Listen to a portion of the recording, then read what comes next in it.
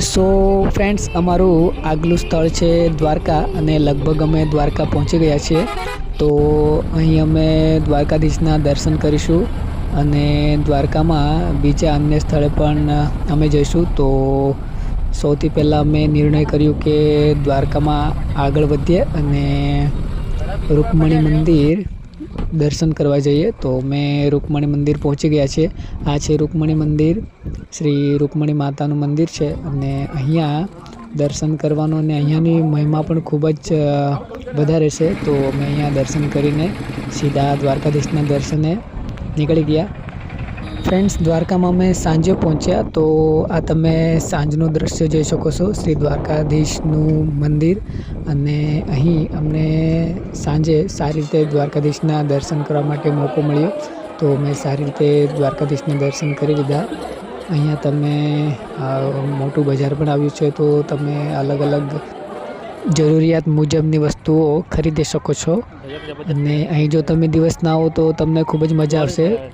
ગોમતી નદીમાં સ્નાન કરીને પોતાને પવિત્ર કરી શકો છો. આ દ્વારકાધીશના મંદિરની સામેના તટનો નજારો છે અને અહીંયા સુધી દરિયાનું પાણી આવે છે. રાતનો ટાઈમ હોવાથી પાણી દેખાશે નહીં, પણ અહીંયાનો નજારો ખૂબ જ સરસ છે. ત્યાર પછી મિત્રો અમે આગળ વધ્યા અને શ્રી દ્વારકાધીશના દ્વારકા બેટ મંદિરનું દર્શન કરવા નીકળ્યા. અહીંયા હવે આ બ્રિજ પણ બની ગયો છે, તો અહીંયાનો નજારો ખૂબ જ સરસ છે અને તમે ખૂબ એન્જોય કરી શકો છો. તો અમારી બસ છે અને આવી રીતે આ દ્વારકા બેટ જવા માટેનું આ બહુ મોટું બ્રિજ છે.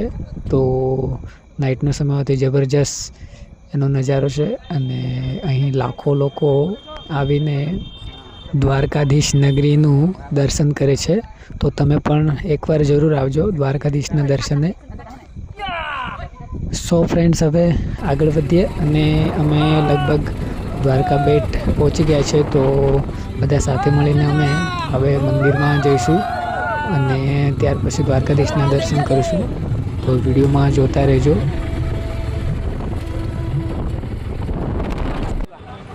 પાર્કિંગ મંદિરથી થોડું દૂર છે, તો અમારી બસ ત્યાં પાર્ક કરીને અમે બધા રિક્ષામાં અહીંયા સુધી આવ્યા છે. હવે દ્વારકાધીશના મંદિરનું દર્શન કરવા જઈએ છીએ.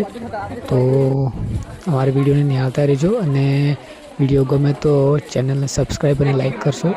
સો મેં દ્વારકાધીશના મંદિરમાં અંદર દર્શન કર્યા બાદ ત્યાંની પ્રસાદી લીધી છે અને પ્રસાદી લઈને